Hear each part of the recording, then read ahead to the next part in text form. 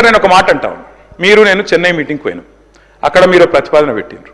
పెడితే నేను మీ పార్టీని కాదు, మీరు నేను ఇక్కడ ఉప్పు నిప్పులకి కొట్లాడుకుంటాం. ఆడ పోయినాక నేను మిమ్మల్ని గౌరవించి మా ముఖ్యమంత్రి గారు చెప్పిన మాట కరెక్టు, 33% కాదు 36% ఇవ్వచ్చు అని చెప్పిన. ఎందుకంటే నాకు ఆ సంస్కారం ఉంది. హద్దులు దాటినాక, సరిహద్దులు దాటినాక నువ్వు మా ముఖ్యమంత్రి కాబట్టి నేను కాపాడాలి, నేను గౌరవించాలి, నీకు డిఫెండ్ చేయాలి, అది నా బాధ్యత. కానీ ఇక్కడికి వచ్చిన తర్వాత కూడా మీరు ముఖ్యమంత్రి పదవిలో కూర్చున్న తర్వాత కూడా గంత ఫ్రస్ట్రేషను, గన్ని రంకెలేస్తే కుదరదు. ప్రతిపక్షాల మీద మాటలతో డైలాగులు దాడి చేస్తా, పంచ్ డైలాగులతో దాడి చేస్తా కుదరదు. పరిపాలన అంటే పంచ్ డైలాగులు కాదు. పరిపాలన అంటే ఇప్పుడు మీరు చెప్పిన కష్టాలన్నీ ఉంటాయి. పరిపాలన అంటే ఇప్పుడు మేము 2014లో మేము కూడా ఆడికి వచ్చినాడు, ఇవన్నీ కష్టాలతోనే మేము కూడా స్టార్ట్ చేసినాం. మెల్లమెల్లగా ఒక్కొక్కటి సెట్ చేసుకుంటేనే వీడి దాకా వచ్చినాం. I wish you the best, Revanth Reddy గారు. కానీ దయచేసి మీరు అన్నారు కదా కక్ష సాధింపు లేదు. కక్ష సాధింపు లేకపోతే నేను అడుగుతున్నా అధ్యక్ష, ఎందుకు రద్దు చేసిన అధ్యక్ష? మేము తెచ్చిన పథకాలని, మేము తెచ్చిన ప్రాజెక్టులను.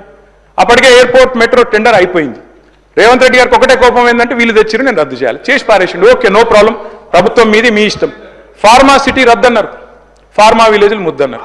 ఏమైంది అధ్యక్ష? మీ సొంత నియోజకవర్గం రేవంత్ రెడ్డి గారు కొడంగల్లో ఏం జరిగింది? ఈ రోజు నేను అడుగుతా ఉన్నా అధ్యక్ష, ముఖ్యమంత్రి గారు తప్పు కాదు, ఆయన బిజీగా ఉంటాడు సహజంగానే.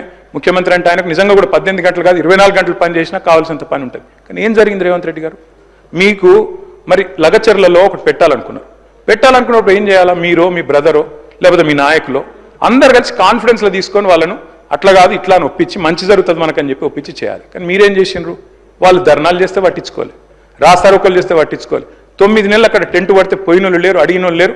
ఆఖరికి అధికారులు పోతే లొల్లయింది. ఆ లొల్లిని మాకంట కట్టి మేమేదో చేసినామంటే నేను రేవంత్ రెడ్డి గారికి విజ్ఞప్తి చేస్తున్నా, మీరు మీరు మీరు మీ నేను కేటీఆర్ గారిని కోరుతా ఉన్నా. ఎందుకంటే పరిశ్రమల శాఖకు సంబంధించి వారు కూడా ఈ శాఖను నిర్వహించారు అధ్యక్ష. లగచర్ల జరిగిన సంఘటన ఎవరు సృష్టించిండ్రు, దేనివల్ల సృష్టించిండ్రు? ఈరోజు ప్రభుత్వం ఒక సంకల్పన చేస్తే అది కూడా ముఖ్యమంత్రి గారి నియోజకవర్గంలో అభివృద్ధి జరగొద్దని ఎవరు ఆలోచన చేసిండ్రు? ఎవరు రైతులను ప్రేరేపణ చేసిండ్రు? రైతులను ప్రేరేపణ చేసి రెచ్చగొట్టి ఒక అధికారిని సంపాలని ఆదేశం ఇచ్చింది ఎవరు? ఈరోజు స్పష్టంగా కూడా తేట తెల్లంగా ఈరోజు ప్రజల మధ్యలో ఉంది అధ్యక్ష. నేను కోరుతా ఉన్నది ఒకటే, నేను మొన్న కూడా మాట్లాడినప్పుడు చెప్పడం జరిగింది అధ్యక్ష. ఈరోజు మేము ఒక ప్రయత్నం చేస్తూ ఉన్నాం అధ్యక్ష, ఒక ఆలోచన, ఒక లక్ష్యం పెట్టుకొని పనిచేస్తూ ఉన్నాం.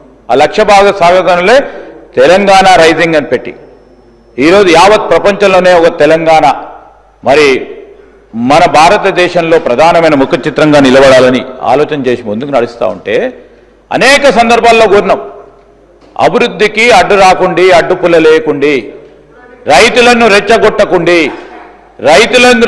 ప్రయత్నం చేస్తే మీరు మాకు కాదు అన్యాయం చేసేది, రాష్ట్ర ప్రజలకు అన్యాయం చేస్తూ ఉన్నారు, ఆపు చేయండి అంటే కూడా వినలేదు. ఎవరు అధ్యక్ష? ఎవరేసిండ్రు శిక్ష? వారికి సంబంధించిన మాజీ శాసన మండలి సభ్యులకి శిక్ష ఎవరేసిండ్రు అధ్యక్ష? ఇదిగో మేం కాదు, మేము కోరింది అది. ఈరోజు నేను మా కేటీఆర్ గారు నిజంగానే ఒక ప్రోగ్రెసివ్ పొలిటీషియన్ అనుకున్నాం, కానీ లగచర్లకు పోయి మళ్ళా రైతులను రెచ్చగొట్టే ప్రయత్నం చేసిండ్రు. ఇదేంది అధ్యక్ష? ఇంకో దగ్గర ఎక్కడ పరిశ్రమ పెడితే దాన్ని రెచ్చగొట్టే ప్రయత్నం చేస్తూ ఉన్నారు. ఎక్కడ అభివృద్ధి జరగొద్దు కాంగ్రెస్ పార్టీ ప్రభుత్వ హయాంలో అని ఆలోచన చేస్తే ఈరోజు మేము చెప్తా ఉన్నాం అధ్యక్ష, మాకు తెలుసు ఏ ప్రయత్నం చేయాలి, ఏ విధంగా పరిశ్రమలు తీసుకురావాలి, రేపు రాబోయే కాలంలో ఏ విధంగా ఈ రాష్ట్ర అభివృద్ధికి కాంగ్రెస్ పార్టీ చెప్పిన ప్రతి అభివృద్ధి సంక్షేమ పథకానికి అడుగులే విధంగా చేయాలి.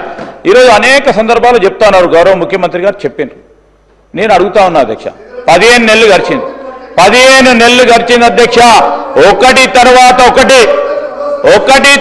ఒకటి మేనిఫెస్టోలో పెట్టిన ప్రతి అంశాన్ని ఈరోజు ప్రజలకు ఇచ్చిన వాగ్దానాన్ని నిలబెట్టే ప్రయత్నంలో ఇబ్బంది ఉన్నా కానీ ప్రయత్నం చేస్తాను అధ్యక్ష. మీరు ఎప్పుడైనా ప్రయత్నం చేసినారా? 10 సంవత్సరాల కాలంలో 3 ఎకరాల భూమి అన్నారు ఎస్సీ ఎస్టీ బలహీన వర్గాలకు సంబంధించి ఒక ప్రధానమైన మీరు హామీ ఇచ్చిండ్రు. 2014లో దళితుడిని ముఖ్యమంత్రి చేస్తాను ప్రధానమైన హామీ. మిగతా హామీలు పక్కన పెట్టండి సార్. అది కొన్ని హామీలు ఏ విధంగా ఉంటాయి అధ్యక్ష? ఆ హామీలు అమలు చేసే ప్రక్రియ భాగంలో ప్రభుత్వం ఏర్పడ్డప్పుడు చాలా మంది కూడా మంత్రులు చేశారు వారు అక్కడ. ప్రభుత్వం ఏర్పాటైన తర్వాత ఆ హామీలను నిలబెట్టుకోవాలని ఒక ప్రయత్నం చేసినప్పుడు దానికి ఒక పాలసీ విధానం తీసుకురావాల్సి వస్తుంది, దానికి రూల్స్ రెగ్యులేషన్ తీసుకురావాల్సి వస్తుంది, ఆ క్రమంలో నిధులను కూడా సమకూర్చాల్సి వస్తుంది. ఇవన్నీ చేస్తా ఉన్నప్పుడు సమయం పడుతుంది.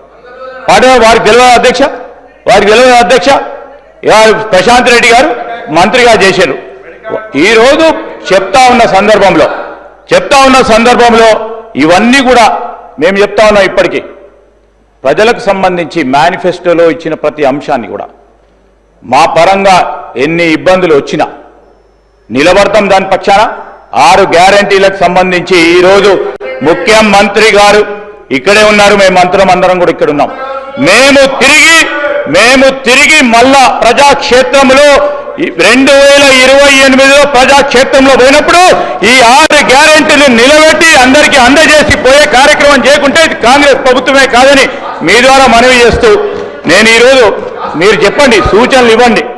నడుస్తా ఉంది ప్రభుత్వం, ఇబ్బందులు పడతా ఉన్న ప్రభుత్వానికి సహకారం చేసే ఒక ప్రయత్న భాగంలో సలహా సూచనలు ఇస్తారని ఆలోచన చేస్తున్నాం. మళ్ళొక్కసారి అదే మాట్లాడుతూ ఉన్నారు అధ్యక్ష. 10 నెలల నుంచి ఏం చేసిండ్రు, 10 నెలల నుంచి ఏం చేసిండ్రు, 11 నెలల నుంచి ఏం చేసిండ్రు, 12 నెలల నుంచి చేసిందని మేము బేరీలు చేసి చెప్తాం అధ్యక్ష. 2014లో వారు ప్రభుత్వం ఏర్పాటు చేసిండ్రు. 2014 నుంచి 2015 మేమంతా రికార్డు తెప్పించాం అధ్యక్ష. ఎన్ని సంక్షేమ పథకాలు మొదలు పెట్టిండ్రు, ఎంతమందికి ఈ రాష్ట్ర ప్రజలకు మేలు చేసిండ్రు, మీరు చెప్పిన ప్రతి అంశం పైన బేరీలు చేసుకొని మాట్లాడతాం అధ్యక్ష. ఈరోజు ఒక్క సంవత్సరంలో వారు చేసింది ఏంది, ఒక్క సంవత్సరంలో మేము మొదలుపెట్టిన సంక్షేమ కార్యక్రమాలను ఒక్కసారి బేరీజ్ చేసుకుందాం అధ్యక్ష.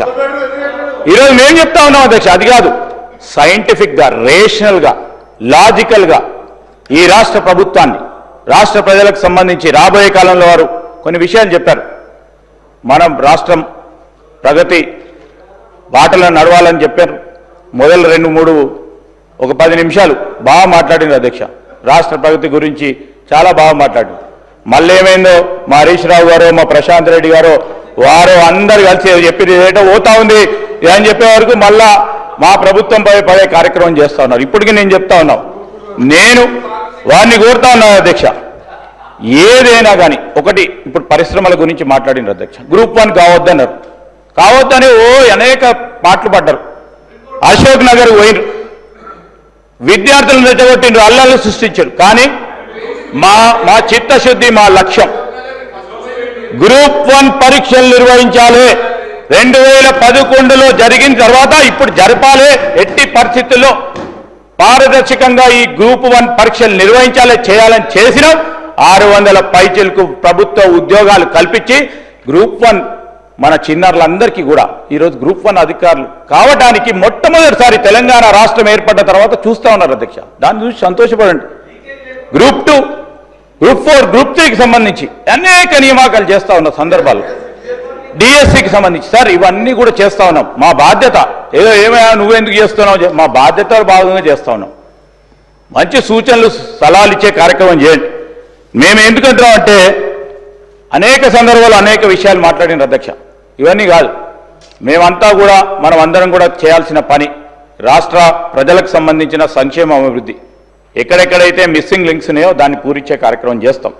ఆ రోజు మీరు కానీ మేము కానీ యావత్ రాష్ట్ర ప్రజానికానికి సంబంధించిన వివిధ సంఘాలు కానీ తెలంగాణ రాష్ట్రం ఎందుకు కావాలి, ఎందుకు మనం రాష్ట్రం ఏర్పాటు చేసుకున్నాం, ఆ ఏర్పాటు భాగంలోనే ఏవైతే మీరు మిస్సింగ్ లింక్స్ ఉన్నాయో అవి చేయాల్సిన బాధ్యత మా పైన ప్రజలు పెట్టిండ్రు.